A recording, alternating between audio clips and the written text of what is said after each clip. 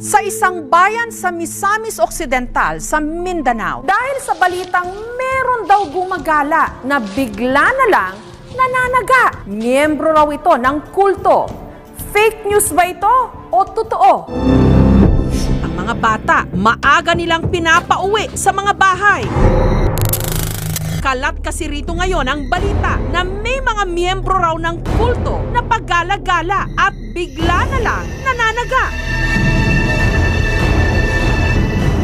Marami na pong mga pulis at tanod ang nagpapantay. Ang tsaka tanok-tok ba?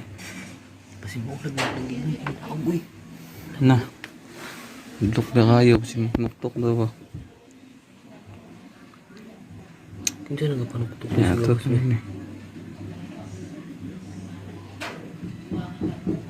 Bahala kay bay.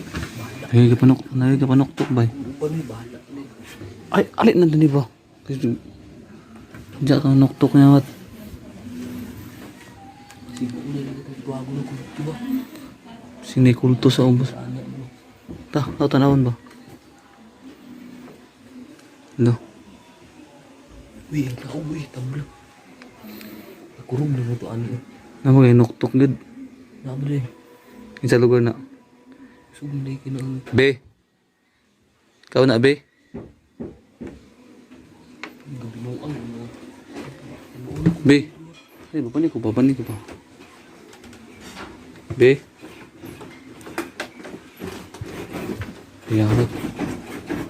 Be. Tunsa man ako. Niyatot na. Bahala. Ano kasadain na na? Be, kau na be? Kasadain na na bay. Ta. Yarat. Ikaw ay abri ano?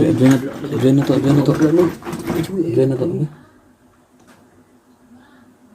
Ay, uy. Ang tubig mo, uy. Binamugulto ka po. Tablam, tayo hadlok ka.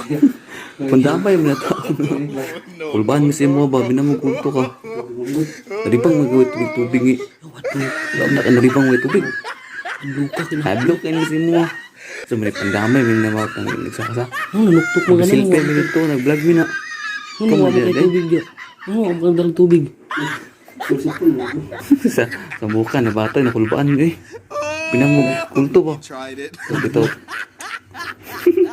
Sama kay kapoy. Amat di ala ka may tubig ah.